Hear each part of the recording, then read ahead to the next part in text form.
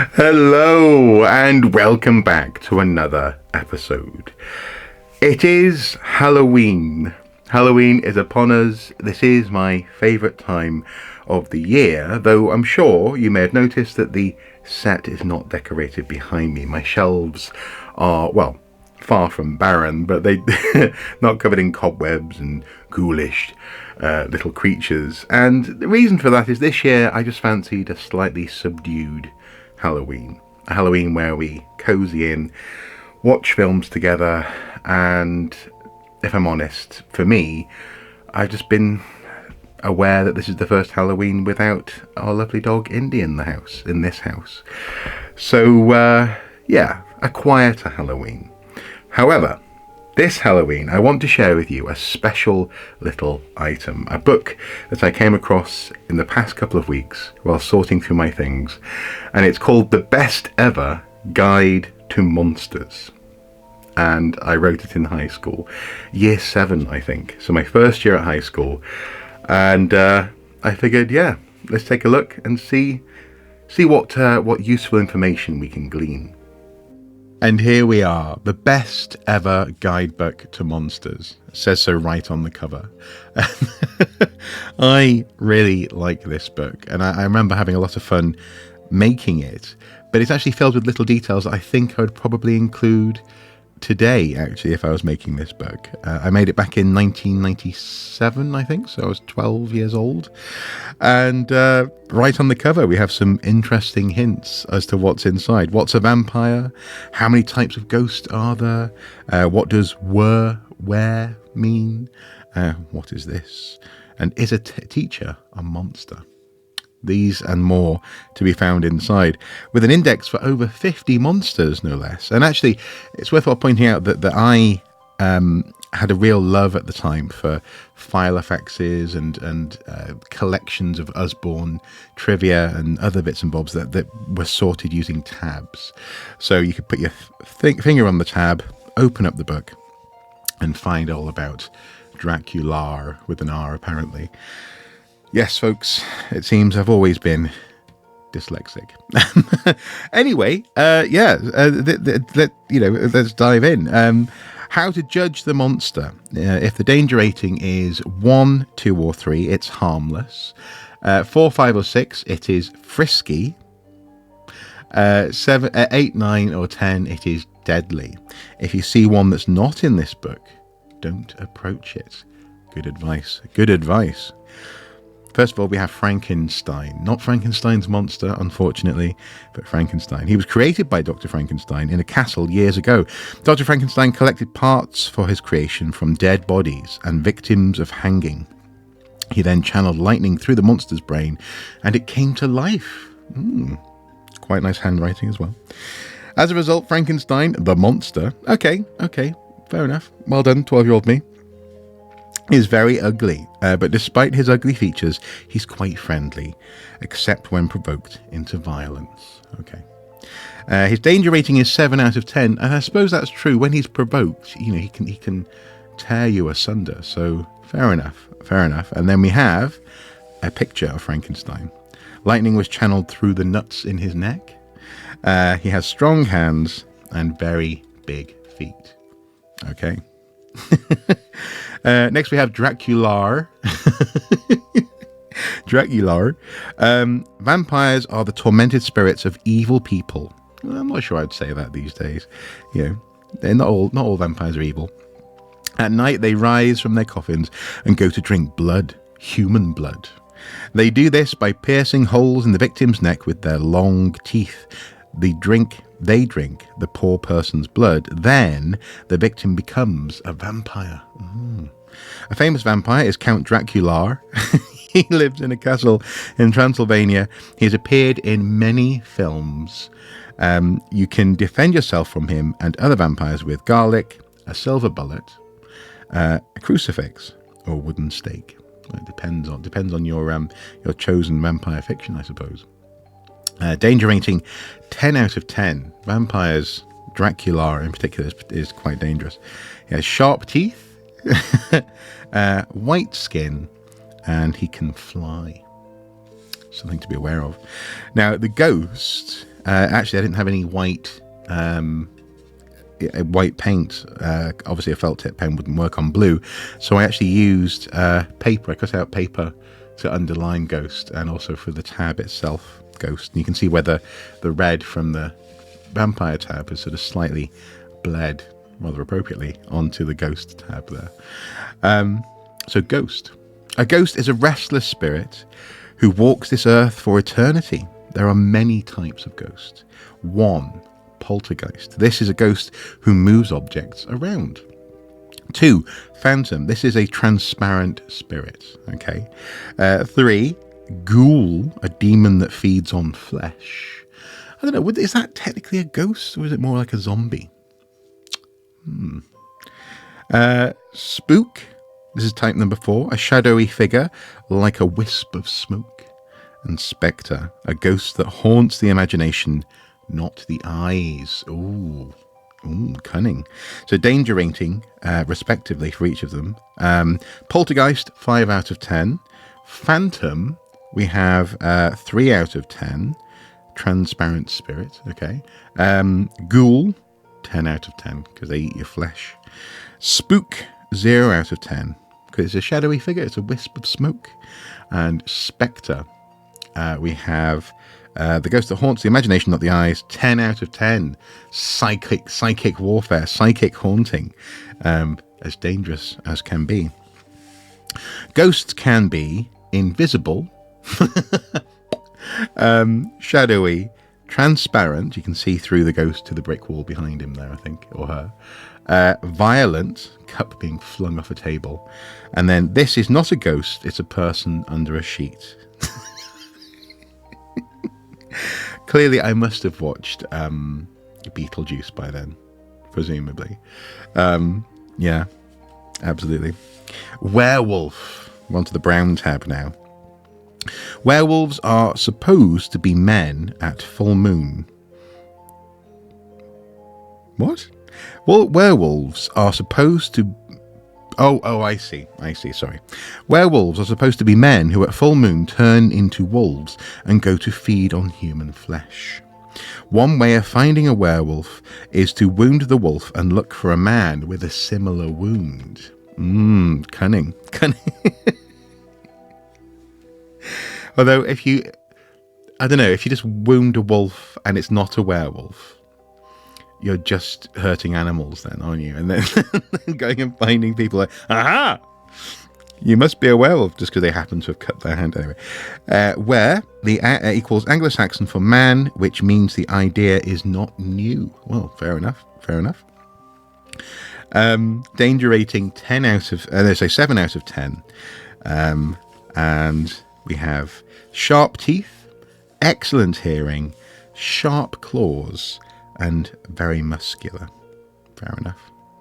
And these are okay, actually, considering these were probably drawn with those high school, is it the Biro black pens, like the red plastic pens with horrible nibs, and felt tip pens for colour. And looks like pencil as well.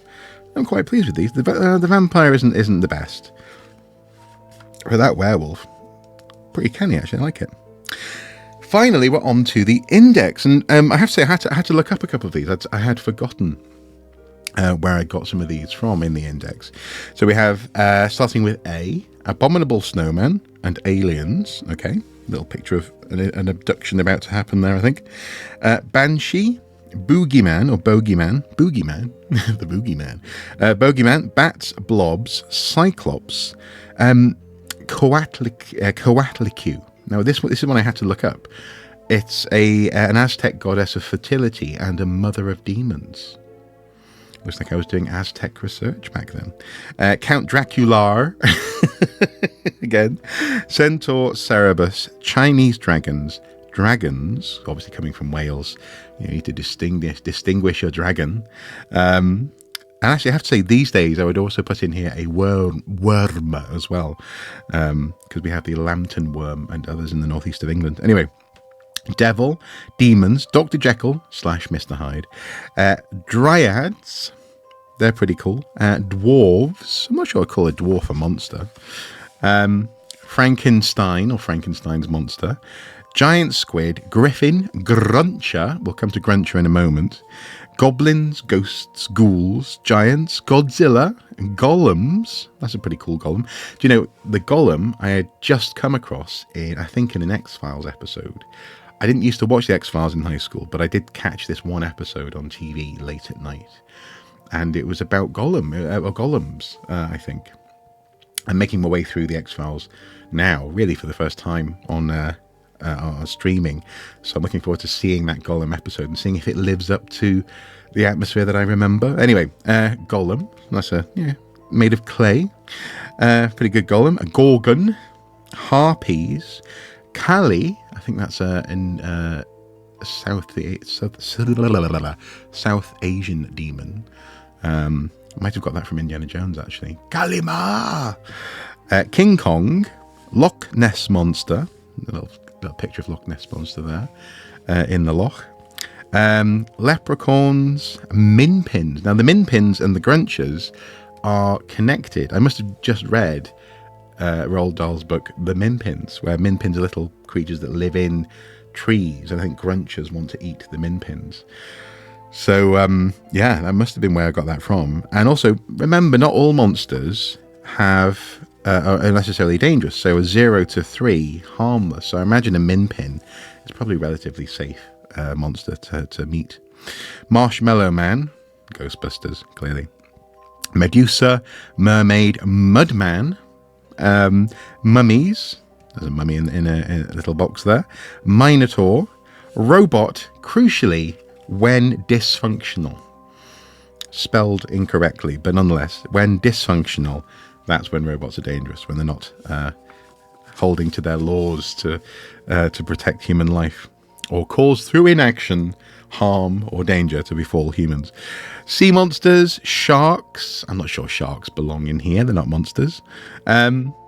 Skeleton, skull, snakes, sphinx, spelled incorrectly, SHP, is it a PH? Why am I correcting my own spell? Because I am my own worst critic, that is why. So anyway, yeah. It's okay, Mark, it's okay, little Mark. You didn't know. Struwwelpeter. Now, Struwwelpeter, there's a diagram online of, it's basically all the different ways that a child can be unruly and unwieldy, and it's quite a scary picture. I must have come across it in some capacity and decided to include it in this book, or in this index at least. Sandman, okay, of course we have a picture of a skull. Trolls, and then teachers, highlighted in red. Not that any of my teachers ever looked like this, but this is clearly based on the Demon Headmaster. There was a TV show at the time that was very popular. You can see his mortarboard and glasses. Actually, I think that's quite a cool little cartoon. Actually, considering how small the lines are, you really get a sense of that teacher's face, don't you? Got a cape, got a cane. Clearly, teachers are monsters. Vampires under V. Werewolves, witches. Of course, we have a witch in a picture here. Yetis and zombies. Of course, Z, zombie. So I think I did quite well bringing together that particular index there. That was, pretty good. Over 50 items in the index. This leaflet is a helpful. Sorry. The way it almost sounds like it's telling you this leaflet is a helpful. This leaflet is a helpful guide to monsters on a monster. Oh, again, punctuation. This leaflet is a helpful guide to monsters. On each monster, there is a danger rating to help you through any haunted house. Guaranteed, apparently. 95 pence as well. So presumably, if it doesn't help you through the haunted house, well, I don't know. Would I give you your money back, or would you just, disappear? Who knows? Marked by my teacher. Presumably, this must be one of the English teachers, I guess. Not quite sure which one. I don't recognise the handwriting. Highly original, well-researched, with your inimitable brand of humour, Mark. I loved it. A star, 1 merit for the house. Excellent. I was in Jupiter House in Prestatyn High School. 5/10/97, 5th of October 1997.